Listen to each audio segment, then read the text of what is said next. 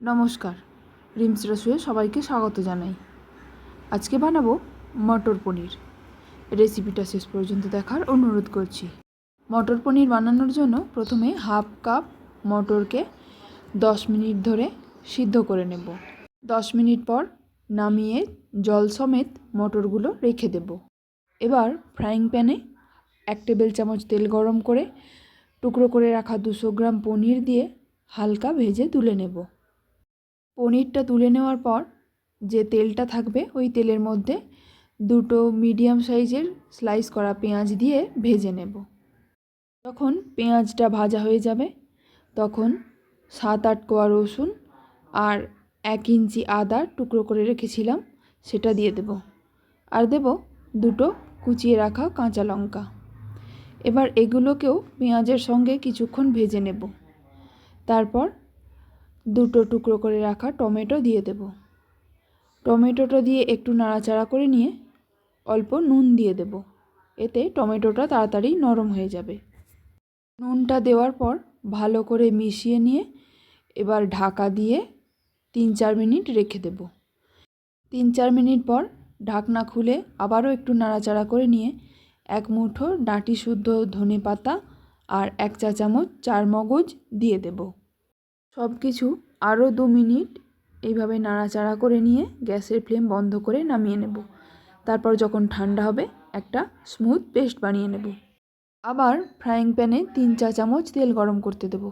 তেলটা গরম হয়ে গেলে হাফ চা চামচ জিরে ফোড়ন দিয়ে দেব। যখন জিরেটা ফাটতে শুরু করবে পেস্ট করে রাখা মশলাটা দিয়ে দেব।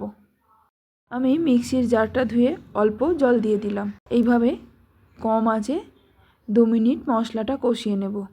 2 মিনিট পর ঢাকা দিয়ে 3-4 মিনিটের জন্য রেখে দেব। 3-4 মিনিট পর ঢাকনা খুলে আবার ভালো করে নাড়িয়ে চাড়িয়ে নিয়ে হাফ চা চামচের একটু কম হলুদ গুঁড়ো আর হাফ চা চামচ কাশ্মীরি লঙ্কার গুঁড়ো দিয়ে দেব। আর দিয়েছি 1 চা চামচ সবজি মশলা। আপনাদের কাছে অ্যাভেলেবেল না থাকলে আপনারা ধনে জিরের গুঁড়ো দিতে পারেন। এরপর দিলাম 1 চা চামচ মতো কসুরি মেথি। তারপর আরও 2 মিনিট এইভাবে কষিয়ে নিয়ে সিদ্ধ করে রাখা মটরটা দিয়ে দেব। মটরটা দেওয়ার পর আমি একটু অল্প জল দিয়ে দিলাম। তারপর নেড়ে চেড়ে মিশিয়ে নিয়ে পনিরটা দিয়ে দেব। পনিরটা আমি ভেজে নেওয়ার পর গরম জলে নুন দিয়ে তার মধ্যে ডুবিয়ে রেখেছিলাম। এতে পনিরটা নরম থাকবে আর পনিরের ভিতর নুন ঢুকে যাবে।